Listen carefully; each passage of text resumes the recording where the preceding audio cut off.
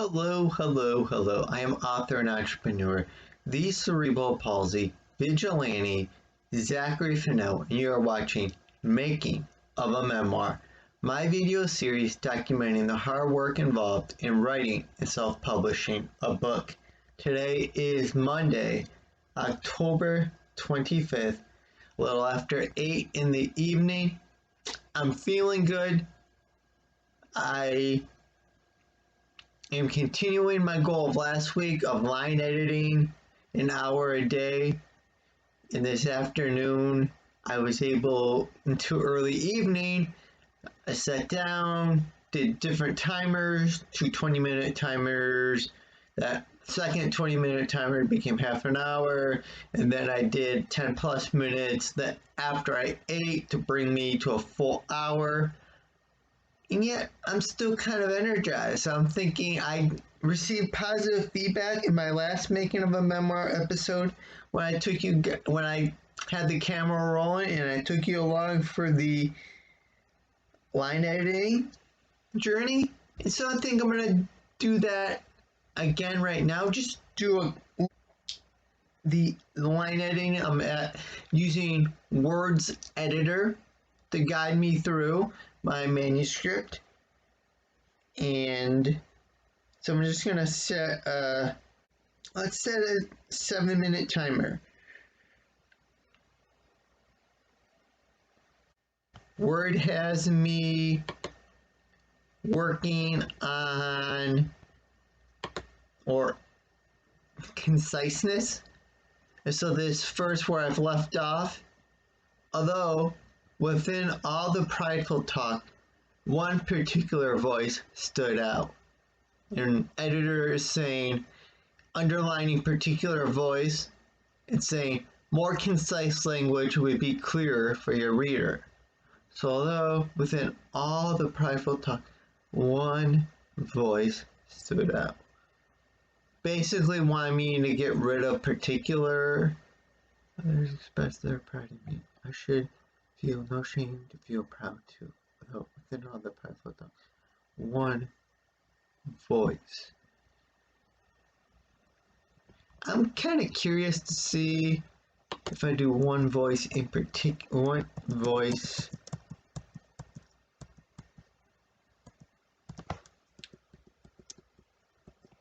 in particular. If I rearrange particular to make it in particular and arrange it to after, one voice in particular stood out, and that looks like that. Yeah, that looks like that works. So now the sentence reads, although within all the prideful talk, one voice in particular stood out. Next, the more concise language would be clearer for your reader. James continued to ask me, albeit text or actually talking on the phone. Editor is suggesting I get rid of actually, and so James continued to ask me, albeit text or talking on the phone. That's fine, we can get rid of actually.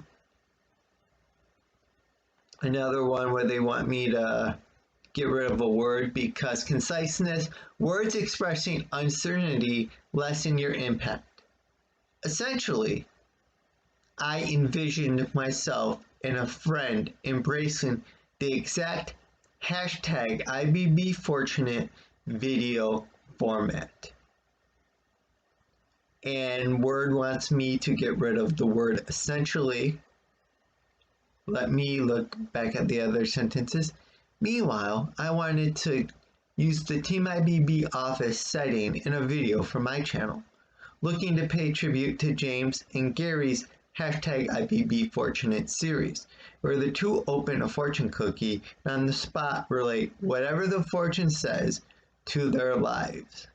I envisioned myself and a friend embracing the exact hashtag IBBFortunate video format. Yeah, so we can get rid of essentially.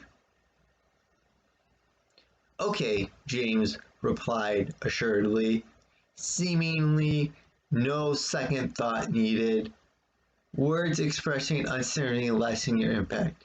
Okay, James said reassuringly. No second thought needed. Yeah, I can see how that's better, so let's get rid of seemingly.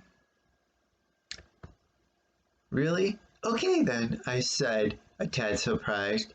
I at least expected a question like, when should we do the marathon?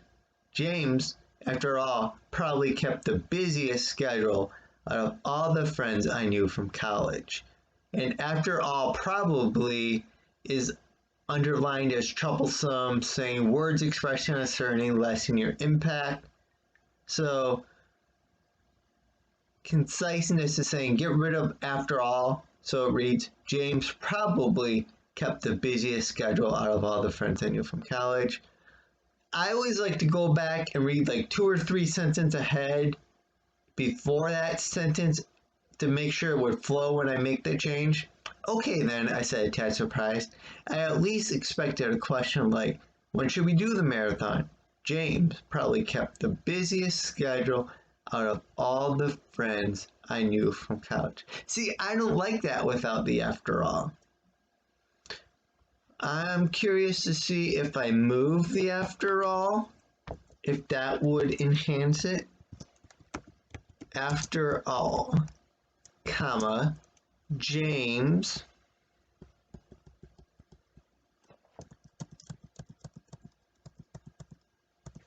probably. So no, it's still saying after all would be that, it's basically wanting me to get rid of after all. After all, James, yeah, we're just, so they're saying after all is expressing uncertainty, which is,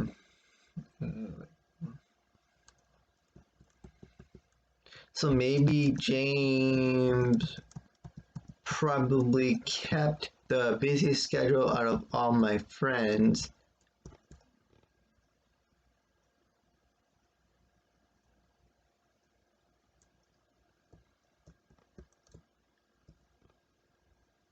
What was the original? I think I'm just gonna ignore this one and keep the original because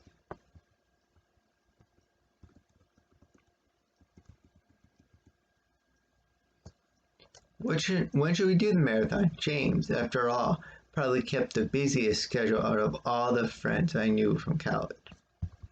So yeah, just because Word tells you to do it a certain way, if you're not liking how it sounds with their proposed changes, I would don't feel shy about hitting ignore and moving to the next one. And that's what I'm doing here. So the next one is, if not a meeting with a client, he likely was on the phone with another. If not in a meeting with a client, he was on the phone with another. So why need to get rid of likely?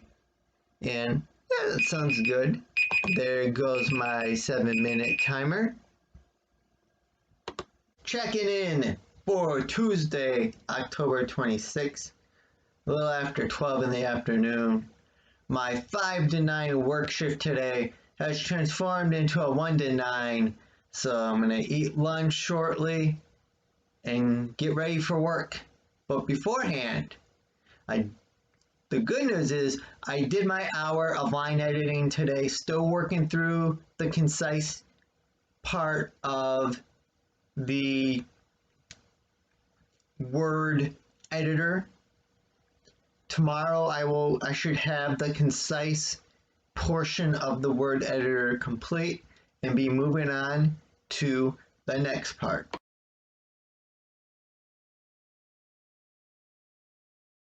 Checking in with you. Today is Wednesday, October 27th. Closing in at 3 o'clock in the afternoon. I have already done I'm almost complete with my hour of line editing for the day. By the third 20-minute timer, I had gotten through the conciseness, Went to move on to formality, which was next in the editor's checklist. Started going over those suggestions and realized they were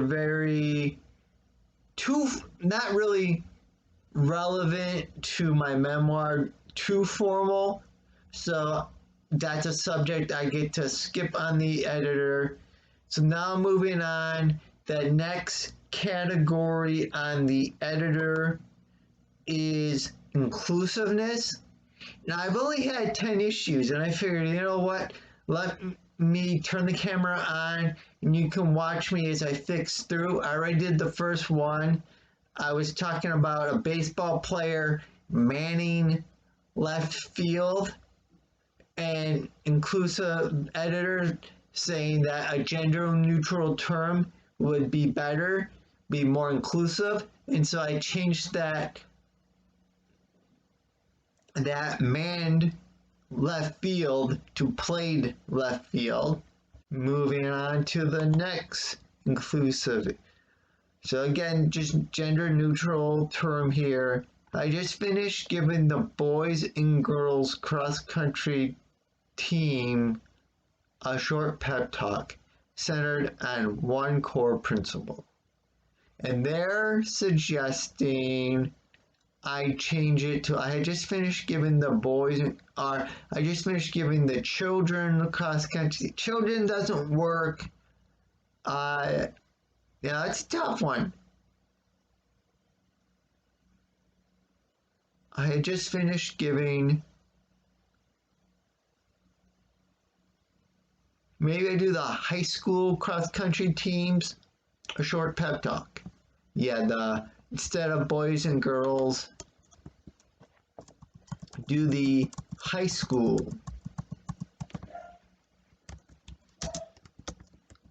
cross country teams a short pep talk. Next up, this is speaking of a text message sent. Where are you guys? You know, and again, suggesting I avoid gender. It implies gender bias, so it's best to avoid that language. But because it's dialogue, things that were said, we're gonna leave it.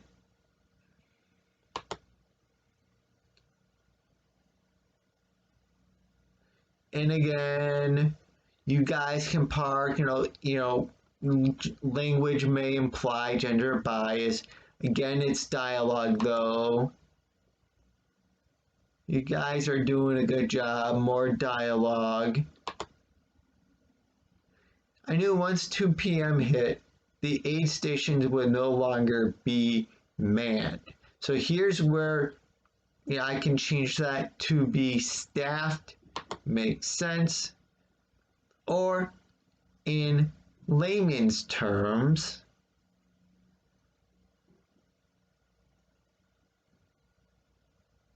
they're suggesting instead of layman's terms, layman's, they're suggesting plain language, informal language, or lay terms.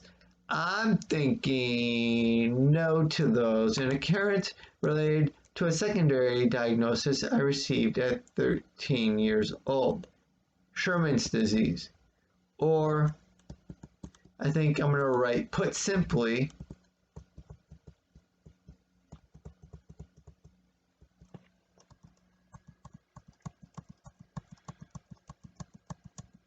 or put simply,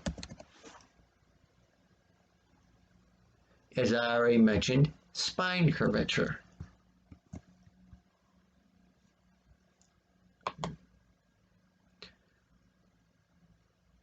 Hope which dissipated as the months passed and my freshman year of high school wound down. Going back to that gender neutral term would be more inclusive. As the months passed and my first year of high school wound down. So my first year of high school wound down. That leaves one more issue. My decision not to drive came after, again, freshman year of college. Came after my first year in college. Fine, we can change that too.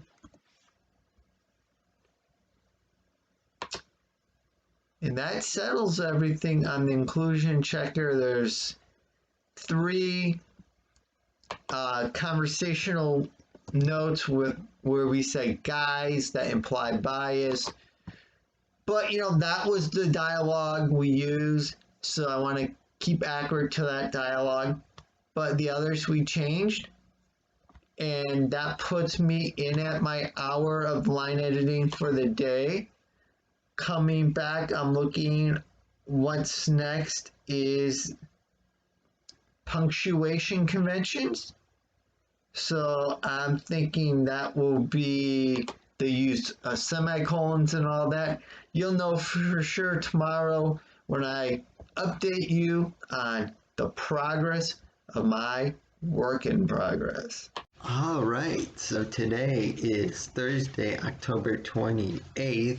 You'll have to believe me because my phone's upstairs charging, so I don't have the screen to show you with the proof of date.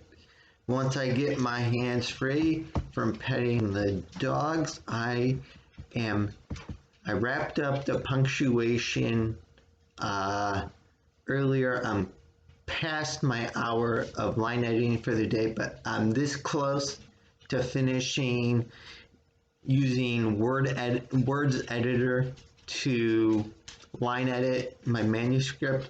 What's next is I have 5 items left under vocabulary, and I figured I would turn on the camera and give you a look at what those have involved. So, overused expression. This is the 3rd time they've caught me using this. First and foremost, stop looking at your diagnosis as a whole and generalizing.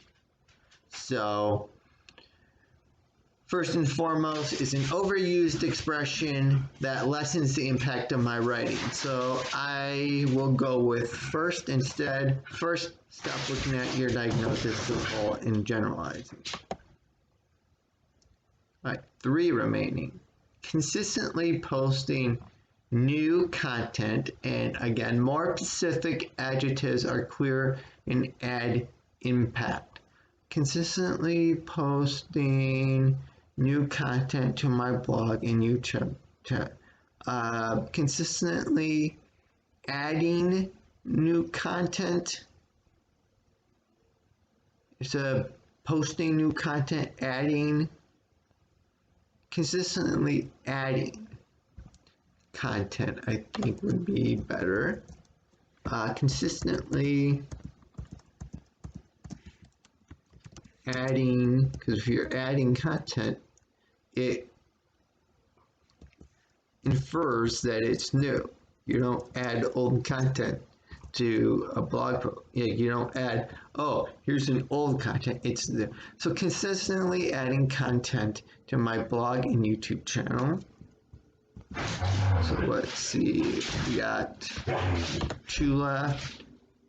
Between our similar stories, I've already ignored this. I feel they're suggestions I didn't like. And then mom's in the kitchen putting the finishing touches, the final putting the. It's funny because earlier they wanted me to change finish touches. Alright, so let me see how we can do this. Dad then picked me up and we headed home where my older brother, sister-in-law, and newborn nephew were sitting around. Mom in the kitchen putting the final touches on Dad's birthday dinner. What are final touches? Well, that will final touches on Dad's birthday dinner. See, doesn't like final touches. Finishing touches, but when I changed it to finishing touches, it still wanted me to change it. So dad then picked me up and we head home, where my older brother, sister-in-law, and newborn nephew were sitting around. Mom in the kitchen putting the final touches. Maybe just Mom in the kitchen finishing Dad's birthday dinner. In the kitchen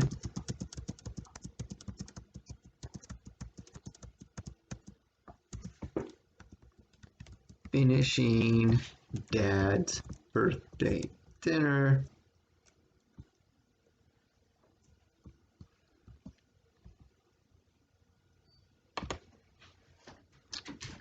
All right, so that's done. The vocabulary checker is done.